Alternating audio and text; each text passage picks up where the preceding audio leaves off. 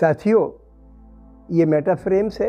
मैं विपिन त्रिपाठी हूँ और आज हम लोग इस एपिसोड में 1942 के आंदोलन की और उसके बाद के हालात की चर्चा करेंगे। वर्ल्ड वार चल ही रहा था, दूसरा विश्व युद्ध चल रहा था। जिस वक्त गांधी जी ने व्यक्तिगत सत्याग्रह आंदोलन चालू किया, उसके दो मकसद थे। अंग्रेजों को यह बताना कि आपने हमारी मर्जी के बगैर हमारे मुल्क को लड़ाई में झोंक दिया है, हमारे सिपाहियों को आपने तैनात कर दिया है और बड़ी तादाद में मर भी रहे हैं। दूसरा, ये जितनी भी एलाइड फोर्सेस हैं, यानी एक्सेस पावर से लड़ने वाली तमाम दुनिया की ताकतें हैं, इनकी लड़ाई तब तक मजबूत नहीं होगी जब तक कि इनके जहन में अपने मुल्कों को जिन्होंने को गुलाम बना रखा है उनकी आज़ादी का ख्याल नहीं आएगा। ये लड़ाई दरअसल आज़ादी के लिए होनी चाहिए और जिसका एसेंशियल इंग्रेडिएंट होगा कि नस्लवाद से ऊपर उठो। नस्लवादी ताकतें आज़ादी पसंद होती ही नहीं है, तो इसलिए नस्लवाद के खिलाफ जो फासीवाद के खिलाफ जो लड़ाई आप लोग लड़ रहे हैं वो तभी अर्थपूर्ण होगी जब आज़ादी का भी उसमें वो शामिल किया जाएगा। लेकिन एक साल गुजर गया, अंग्रेजों ने इस पर तवज्जो नहीं दी। गांधी जी ने 8 अगस्त 1942 को बम्बई में ऑल इंडिया कांग्रेस कमेटी का जो सेशन चल रहा था उसमें एक प्रस्ताव रखा, भारत छोड़ो प्रस्ताव के नाम से वो रखा गया। बहुत लंबा गांधी जी का भाषण हुआ, लगभग 2 घंटे लंबा गांधी जी का भाषण हुआ। उन्होंने तफसील से समझाया कि हम आज़ादी क्यों चाहते हैं और जब हम इस आंदोलन को चालू करें तो हमें क्या क्या करना है। बारी की डिटेल्स में उन्होंने बात समझा दी। ये कह दिया कि एक नेता गिरफ्तार हो जाएगा तो उसके पीछे दूसरा उसका काम को आगे बढ़ाएगा, वो गिरफ्तार हो गए तो तीसरा बढ़ाएगा, वगैरह वगैरह। और ये पूरे मुल्क में आंदोलन चलना था, ऐसा गांधी जी ने खाका रखा। लेकिन सुबह होने से पहले बड़े बड़े सारे नेता गिरफ्तार कर लिए गए। गांधी जी भी गिरफ्तार कर लिए गए, उनकी पत्नी भी गिरफ्तार कर ली गई, कस्तूरबा गांधी। उनके जो सेक्रेटरी थे महादेव देसाई, वो भी गिरफ्तार कर लिए गए। इनको पूना के आगा खां महल में कैद किया गया। गांधी जी के और तमाम साथी, नेहरू जी वगैरह भी जेल में थे। उस वक्त क्या सूरत हो गई कि चूंकि टॉप लीडरशिप जेल चली गई। सन 36 के आसपास कुछ सरकारें बन चुकी थी कुछ राज्यों में, उन सब ने इस्तीफा दे दिए थे, कांग्रेस की सरकारों ने इस्तीफा दे दिए थे। तो उसमें एक खासतौर से मैं जिक्र करना चाहता हूँ कि वो सरकार थी बंगाल की। बंगाल में हिंदू महासभा और मुस्लिम लीग मिलकर सरकार चला रही थी। हुआ ये था कि 1940 में मुस्लिम लीग ने, जिसकी नेतृत्व कर रहे थे जिन्ना साहब, तो जिन्ना ने एक प्रस्ताव रख दिया उसमें कि देश के 2 टुकड़े होंगे। हमें पाकिस्तान का प्रस्ताव रखा कि हिंदुस्तान 2 राष्ट्रीयताओं का मुल्क है। और इसी बात को हिंदू महासभा पहले से कह रही थी। उन्होंने भी प्रस्ताव में कहा कि हम समर्थन करते हैं इस बात का। हिंदुस्तान में 2 राष्ट्रीयताएं पनप रही हैं और हिंदुस्तान में तो प्राइमरीली हिंदुओं का मुल्क है। ऐसा एक घृणा का, नफरत का जो मंजर पेश आया हिटलर के जरिए दुनिया के पैमाने पर, वो इन फिरकावारियत की ताकतों के जरिए हिंदुस्तान में खड़ा हो गया। हमारे सामने एक अलग मसला खड़ा हो गया। अकेले हिंदुस्तान में नहीं, जिन जिन मुल्कों में साम्राज्यवादी शासन रहा है, गुलामी पैदा की गई है, उन अफ्रीकन मुल्कों में, एशियाई मुल्कों में इस तरीके की फूट डाली ही गई है। तो इस तरीके से हिंदुस्तान में ये ताकतें खड़ी हो गई। गांधी जी के सामने 2 मसले थे कि एक्सेस पावर हम पे अगर हमला करे तो हम उसका मुकाबला कैसे करें। जापान अगर हम पे हमला कर दे या जर्मनी कर दे तो हम उसका मुकाबला कैसे करें, क्योंकि अंग्रेज तो छोड़ के जा भी सकते हैं, लेकिन हम क्या करेंगे, हमें तो अपनी हिफाजत करनी है और आज़ाद रहना है। एक मसला वो था। लेकिन अंग्रेजों के रहते रहते हम क्या कर पाएंगे, ये बड़ा गंभीर मसला था। तो इसमें विचार करने के बाद, अच्छा, नेहरू के समाज में ये था, नेहरू जी और मौलाना आज़ाद के दिमाग में ये बात चल रही थी कि इस वक्त सारी दुनिया नस्लवादी ताकतों, फासीवादी ताकतों के खिलाफ लड़ रही है, तो उसमें हम ऐसा ना लगे कि अंग्रेज़ों की मुखालफत के ज़रिए हम उस लड़ाई को कमज़ोर कर दें। तो एक दुविधा में थे लोग। लेकिन जब गांधी ने अपनी बात रखी कि हम आज़ादी के साथ साथ नस्लवाद का भी विरोध करेंगे, तो इनकी दिमाग में सफाई आई और सब लोग बिल्कुल पूरी निष्ठा से इस आंदोलन में कूद पड़े। उधर एक बात और हो गई थी कि हिंदुस्तान से सुभाष चंद्र बोस किसी तरीके से निकल गए थे और जाके वो जापान में जो युद्धबंदी थे हिंदुस्तान के अंग्रेजों के सिपाही, जिनको जापान की फौजों ने अलग अलग फ्रंट्स पे लड़ाई करते वक्त गिरफ्तार कर लिया था, तो इन्होंने कहा कि अगर आप इनको छोड़ देंगे तो ये अंग्रेजों से लड़ेंगे। तो आज़ाद हिंद फौज खड़ी कर ली गई। उसमें नए भी कई लोग शरीक हो गए, लड़कियां भी शरीक हुई उसमें, बड़ी तादाद, उसमें आधी से ज़्यादा तादाद तो मुसलमानों की थी कि हम मुल्क के खातिर लड़ेंगे। तो एक वो भी चीज़ चल रही थी कि आज़ादी के लिए वो एक कोशिश वो भी चल रही थी। लेकिन मुल्की तौर पर जो पूरी कोशिश करनी थी वो तो गांधी के आंदोलन को ही खड़ी करनी थी, क्योंकि गांधी का आंदोलन आज़ादी वाला कश्मीर से लेकर कन्याकुमारी तक फैला था। कश्मीर की रियासत में शेख अब्दुल्ला अपनी राजशाही के खिलाफ आंदोलन चला रहे थे। उन्होंने भी कहा मुकम्मल तरीके से इस आंदोलन के साथ हैं। उनको गिरफ्तार कर लिया गया बाद में, शेख अब्दुल्ला को कश्मीर में वहां के राजा ने गिरफ्तार कर लिया। एक बहुत बड़ी शख्सियत थी जिसका मैंने पिछली बार जिक्र किया था, उनका नाम था सरहदी गांधी खान अब्दुल गफ्फार खान साहब। वो आजकल इलाका पाकिस्तान में है जिसको नॉर्थ वेस्टर्न फ्रंटियर प्रोविंस कहते हैं, उत्तर पश्चिम सीमांत प्रांत। उसके बहुत बड़े आला नेता थे वो, इतने ज़बरदस्त नेता थे वो कि जब दो राष्ट्र की विभाजन की बात चली, देश के बंटवारे की बात चली, तो उस सूबे में 95% आबादी मुसलमानों की थी। उन्होंने उसका विरोध किया। एक और बड़ी बात घट चुकी थी 47 में, वो ये कि जब पाकिस्तान की जब जिन्ना ने देश के बंटवारे का प्रस्ताव पास कराया मुस्लिम लीग से, उससे बहुत बड़ी कॉन्फ्रेंस दिल्ली में हुई मुसलमानों की, जिसको खड़ा किया था सिंध के मुख्यमंत्री थे, बहुत बड़े शख्स जिनका नाम था अल्लाह बख्श।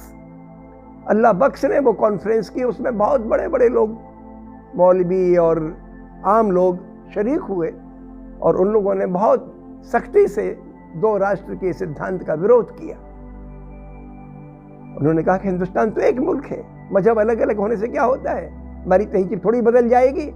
हम सदियों से, हजारों साल से मिलजुल के एक साथ रहते चले आए, हमारा सोच एक है, हमारा रहन सहन एक है, हमारा निज़ाम एक है, लिहाजा हम तो एक ही हैं। इस तरीके से एक मुहिम चल रही थी। तो जब कांग्रेस के नेता जेल चले गए और सांप्रदायिकता की ताकतें खुली छोड़ दी गईं, बल्कि सरकार के समर्थन वाली थी वो मुस्लिम लीग और हिंदू महासभा, और मिलकर सरकार चला रहे थे बंगाल में, देखने को दिखाने को तो लड़ाई लड़ रहे थे कि हम हिंदू महासभा कहती है कि मुसलमानों का मुल्क नहीं है, हम उनके खिलाफ हैं, और मुस्लिम लीग कहती थी कि हिंदुओं के साथ हम रह नहीं सकते, लेकिन मिलकर सरकार चला रहे थे उधर पश्चिम बंगाल, उसमें बंगाल में तब बटा नहीं था बंगाल, पूर्वी बंगाल और पश्चिमी बंगाल में वहाँ सरकार चला रहे थे। इस तरीके का अजीब तमाशा था। तो इन लोगों ने जनता में नफरत भड़काना चालू किया अंग्रेजों की शह पे। उधर अंग्रेजों ने इतना तीव्र दमन चालू किया, जितना अंग्रेजों का दमन बढ़ता चला गया, आज़ादी के सेनानी सड़कों पे आते चले गए। इतना सूरत पैदा कर दी कि बिहार में कई जगह पुलिस को गोली चलानी पड़ी, और कई सूबों में भी। बिहार में तो हालत ये कर दी कि कई जगह जाकर उन्होंने सचिवालय पे अपना तिरंगा झंडा फहरा दिया, कई सरकारी महकमों पे के झंडे, अंग्रेजों के झंडे हटा के, अंग्रेजी राज का झंडा हटा के तिरंगा झंडा फहरा दिया, और कई जगह पुलिस ने गोली चलाई। कई बार अंग्रेजों ने कबूल किया कि हमने सोचा कि ऊपर से हवाई फायर करके लोगों को, भीड़ को ऊपर से गोलियां चलाएं या बम गिरा दें। इस तरीके का उनका रिप्रेशन था। उसमें सरकारी आंकड़ों के हिसाब से 960 लोग मरे, लेकिन मरने वालों की तो हजारों में होगी, लाखों में जेल जाने वालों की तादाद थी।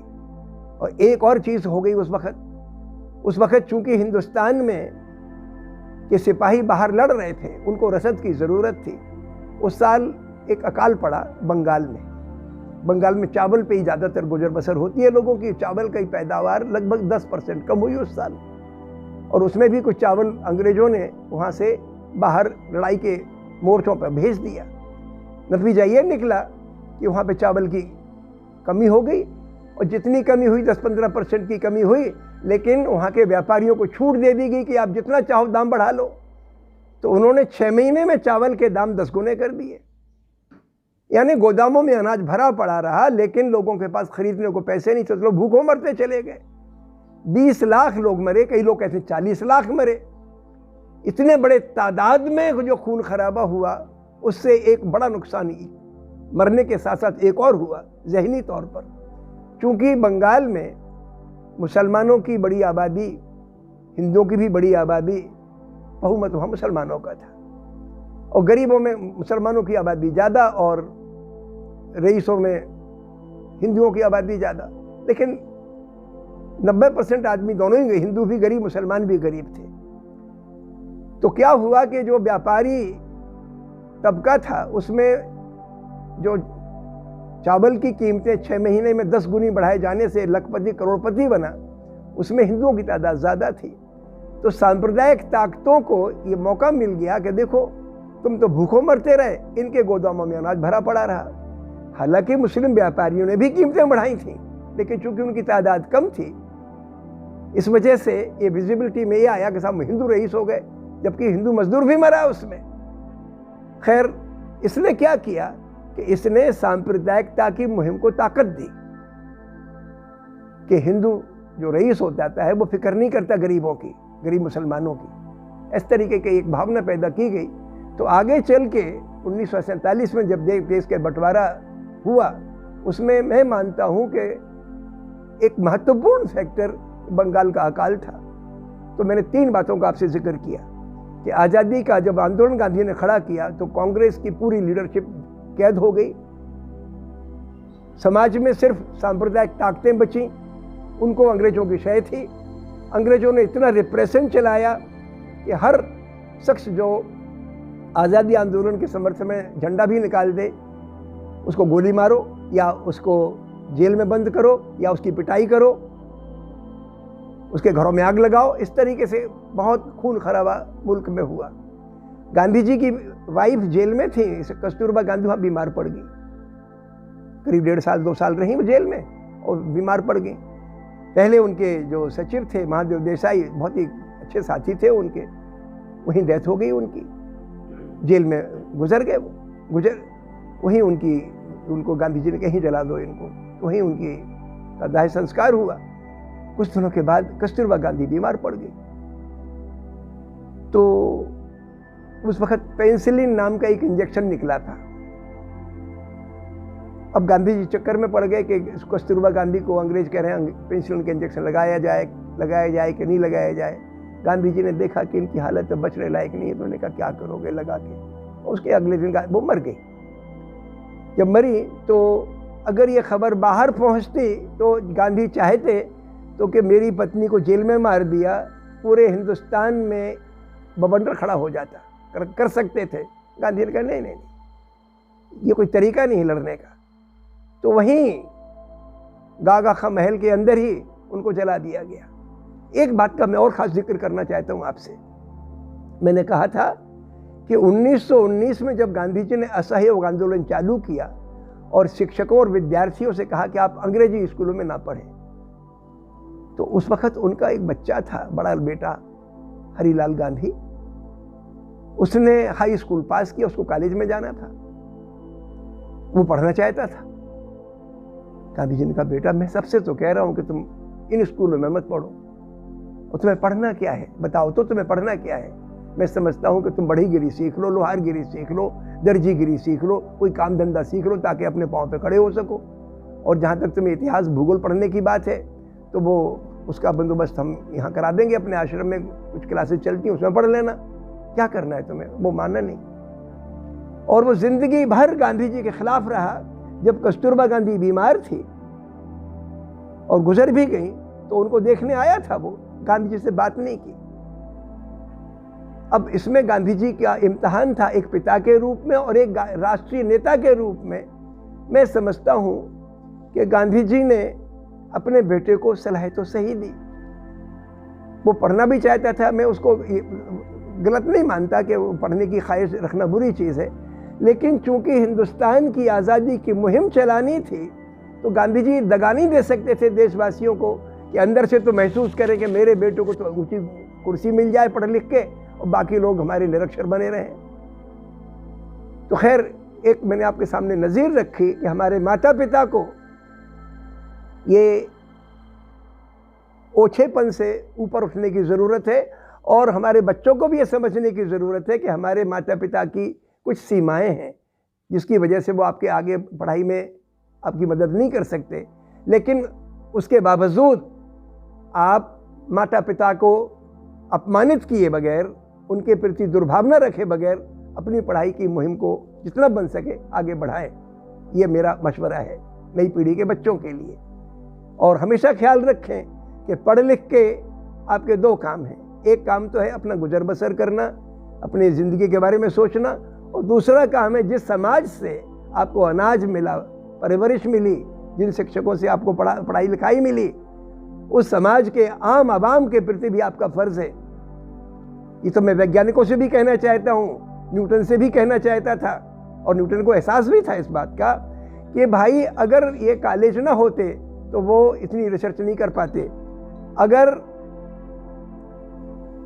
किसान अनाज पैदा न करता तो न्यूटन रिसर्च नहीं कर पाते, अगर जुलाहा कपड़ा न बनाता तो नहीं कर पाते।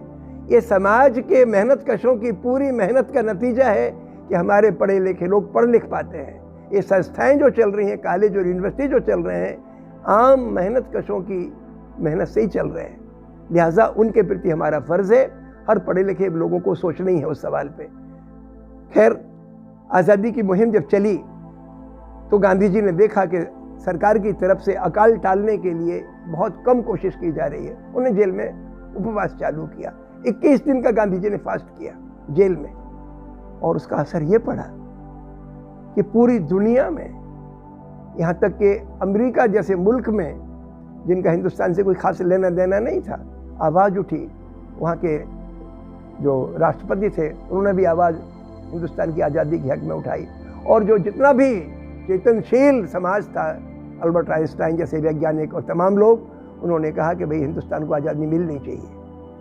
तो 1944 आते आते जब लगने लगा कि विश्व युद्ध ख़त्म होने वाला है और एक्सिस पावर्स यानी हिटलर वाली ताकतें, हिटलर जापान और मुसोलिनी की ताकतें हारने वाली हैं, उस वक़्त हिंदुस्तान की आज़ादी के बारे में अंग्रेज़ों को भी सोचना पड़ा कि हाँ भाई, इन लोगों के लिए गुलाम बना के रखना हमारे लिए मुमकिन नहीं है।